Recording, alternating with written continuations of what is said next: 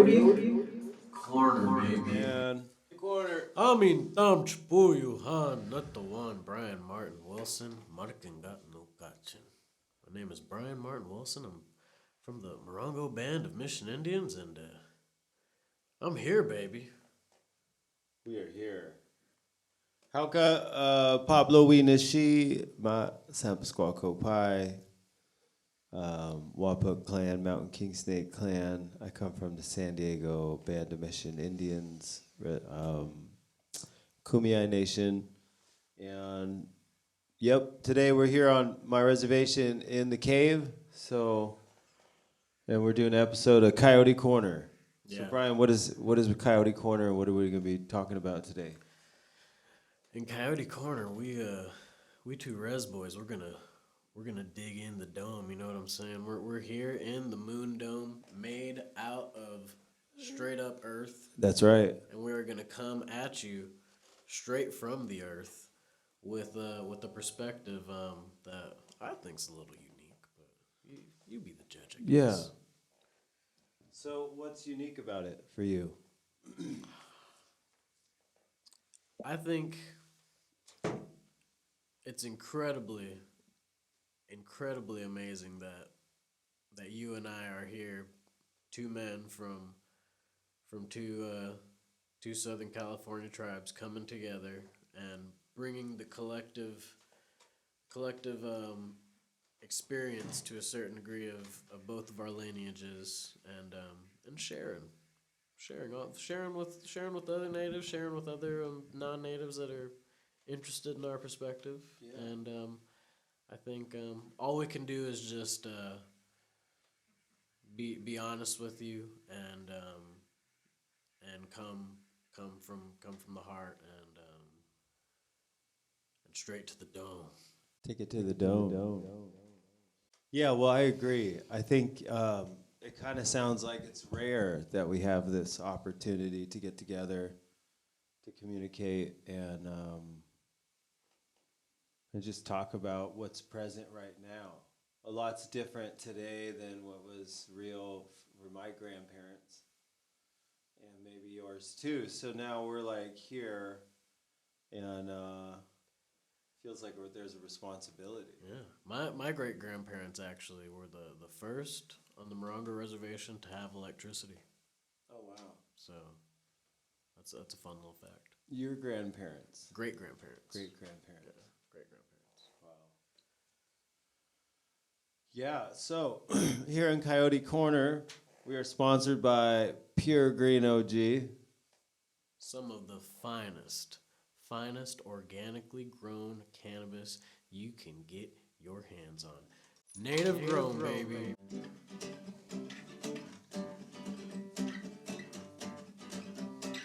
Pure green. OG. Brought to you by the Lost Coyotes people. Grown by natives. Seriously, some of the most delectable buds. And it is the season for the trees, man. So give it up and give it And give us to some the coyotes. Yeah, give it back to the coyotes. So I'm really happy to be doing this today. Trying to figure out where to put this mic. But it's a little broken. But so today we got a topic. So maybe I'll just turn it a little bit like this. So we have a topic today. Today's topic is Blue Dreams. Blue Dreams is a strain that we both are familiar with. Most people are. A nice, fine, at this point, kind of old school Kind strain of a classic strain. of a sativa dominant hybrid that is well known for its delectable terpene notes, or whatever the Beautiful.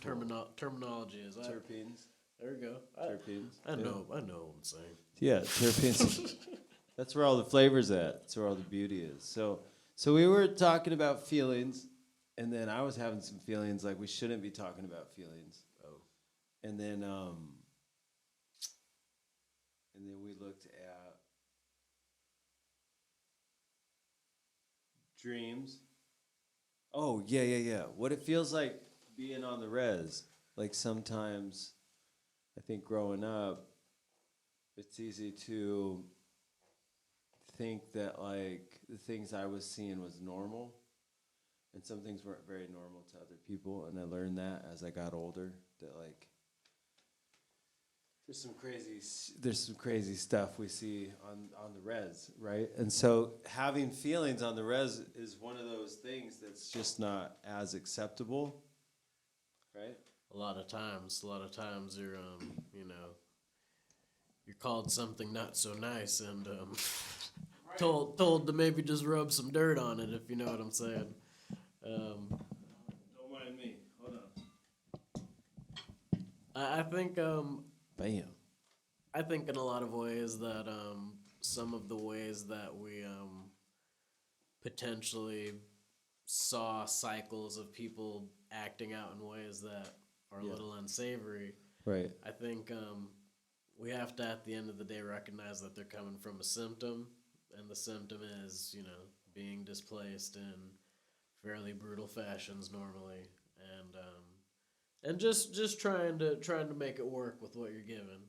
Okay. And I think that there have absolutely been some success stories from tribe to tribe, but it's awesome to be in a place where we still have this sort of nation to nation interaction going on between all the tribes that we have out here, and that pan tribal spirit, it's very alive and strong today, I feel, and I think it's creating a lot of wonderful collaborations, such as the Coyote Corner.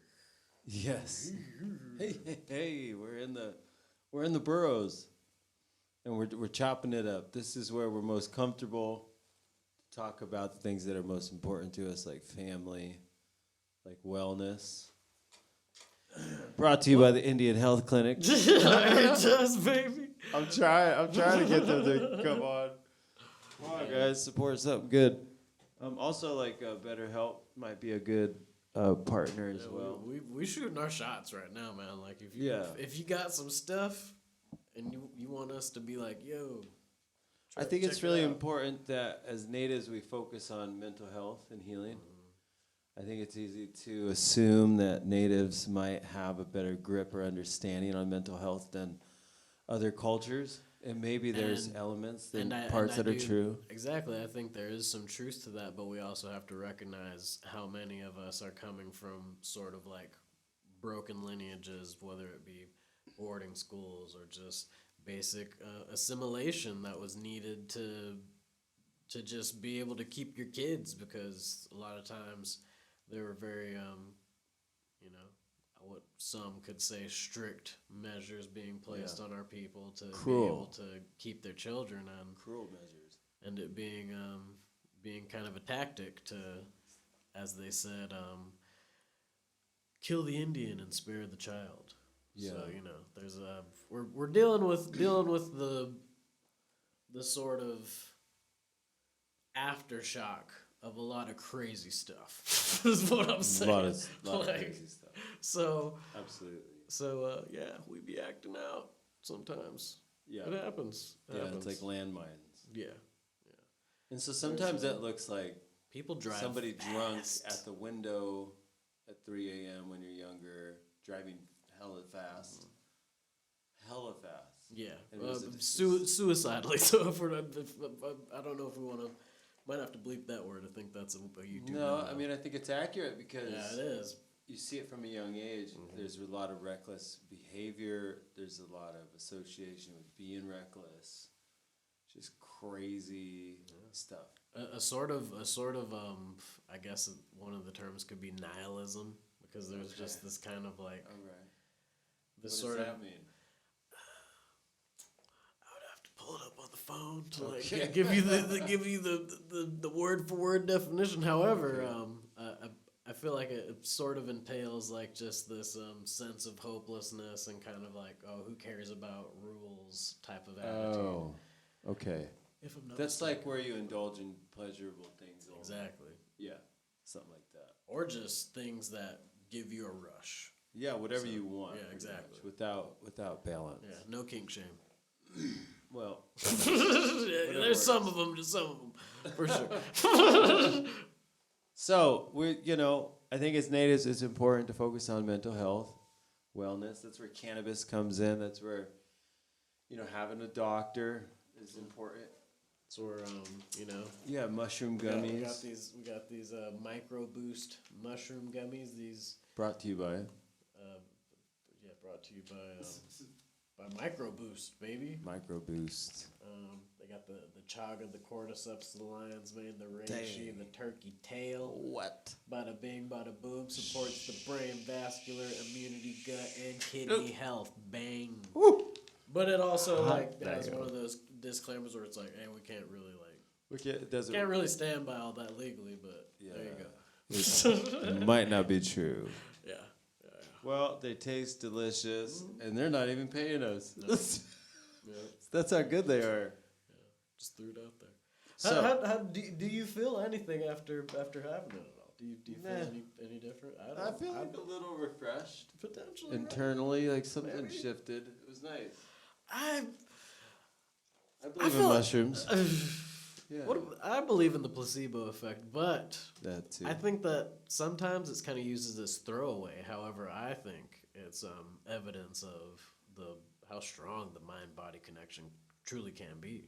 Yeah, Because if they have to literally scientifically account for the fact that that is a phenomenon that continues to occur on a regular basis, I think it proves that your mind is very powerful. it's very, very, very, very powerful. All right, so when you were younger, what did it feel like being on the res? I think once I started to see certain people living and I had a sort of comparison, a good word I could use would be isolated to a certain degree. I think living sort of away from a lot of I guess like the normal city that you're normally living by, there is this kind of sense of separation and sort of this distinct kind of whether it be for good or for bad, it can sort of manifest itself in both ways. I think there is this genuine pride that comes with the land that you live on, and a sort of reverence for it because it's your everyday in a lot of ways. Right. So, and it's a generational thing where it's grandparents, great grandparents. Right. There's been a very lived experience in that land, so it sort of creates there's other people who can absolutely feel this, who have lived generation after generation in a place, but we do go back pretty far, so it's pretty cool. Yeah. Yeah. That is cool. I think a lot of times they say pride is one of the is it one of the deadly sins or the vices or something, one of them things. I don't remember exactly. Yeah. But There's a consequence to pride. yeah. However, I think it's very telling that you see this sort of notion of native pride Yeah. a lot of times, and people really do feel that, and I think it's for a good reason. Yeah. I think so too. I think it's really important to have pride in your culture, in who you are, where you come from. Absolutely. So, do you have a fond memory growing up on the reservation? Oh yeah, I just loved being able to go outside and grab a stick and just having the good old imagination just weave a tale that I could just go outside and play for hours upon hours. And I had cousins living super close by, so be going over to their houses, they'd be coming over to my house, and there's just this sort of like very communal feel that I had a lot of times, and it's something that I cherish to this day.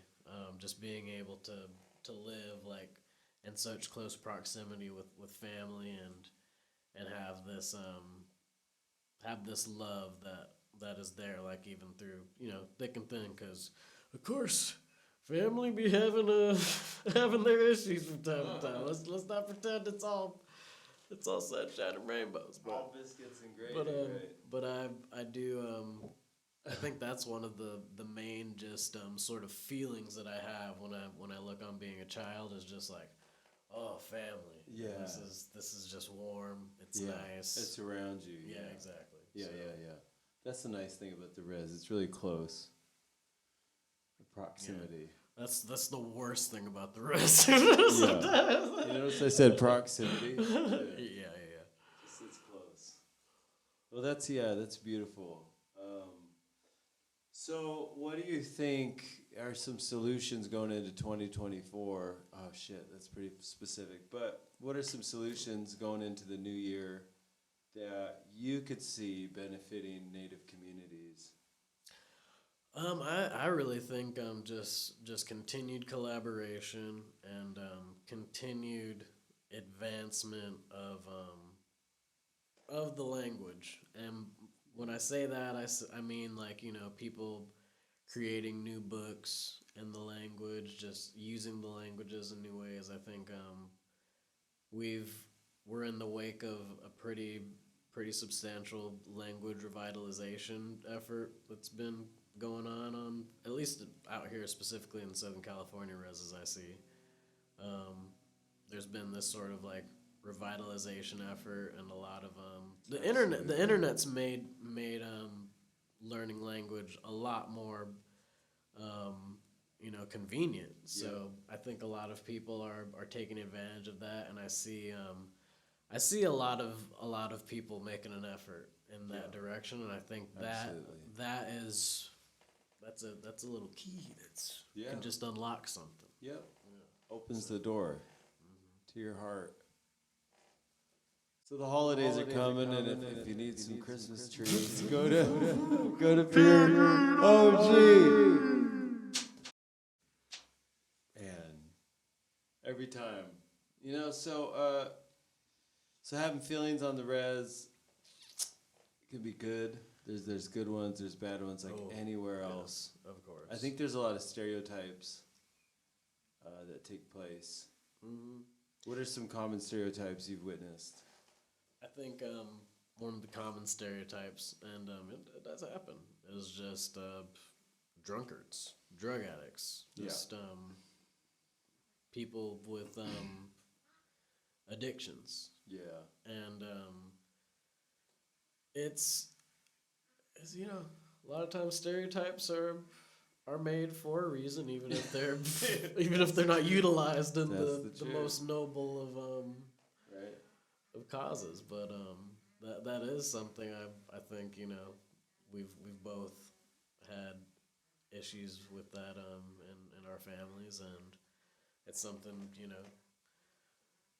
it's a continual grappling match that our people have with interacting with the modern era and all the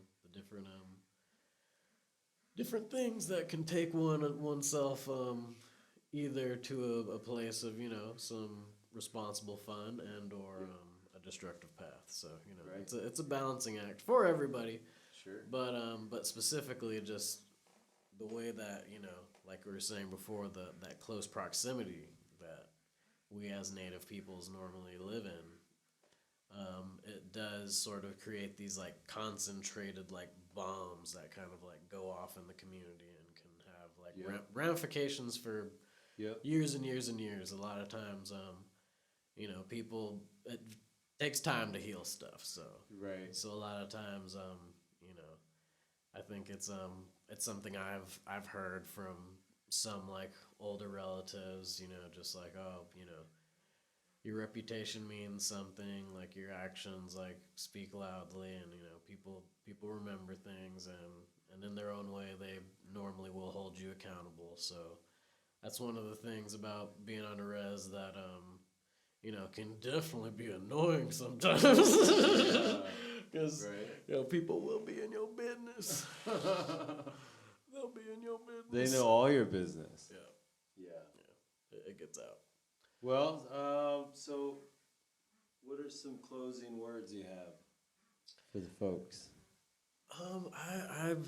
My closing words are words of appreciation. Appreciation for you, Paul, for this space, for having the time to chill, Yeah, jam out, rock and roll.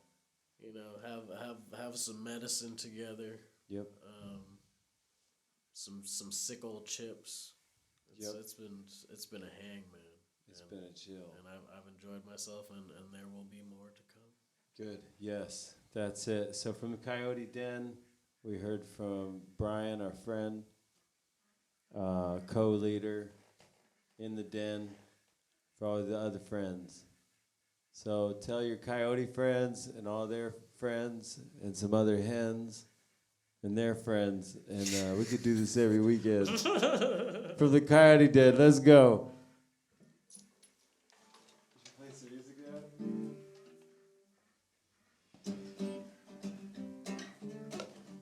Coyote Den.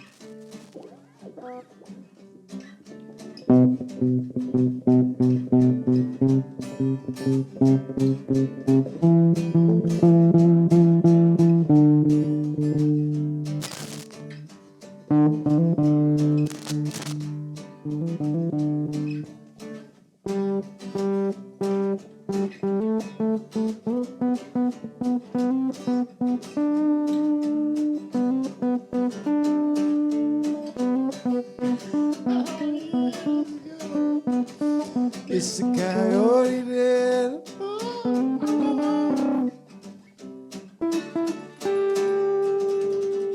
It's Coyote Den.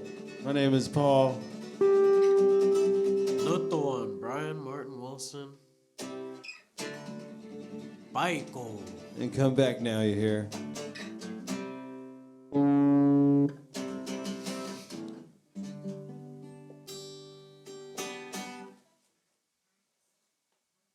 Tell your mom.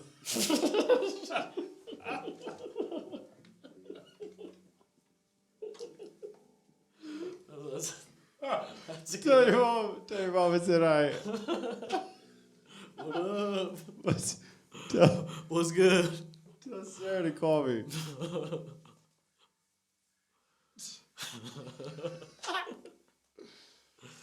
Hey, mom said to call her. No, just kidding. All right, from our den to yours. We hope you enjoyed. We hope you come back. We plan on having guests in the Coyote Corner. Yep. We plan on we're gonna keep on jamming here and there, of course. Yep, we're releasing an album We're just gonna called Res Dogs, boom. and the album will be called Res Fights. Res Fights and Lights. Duck fights. Duck fights. Duck fights. Don't give a duck. All right, guys. Till next time. Peace.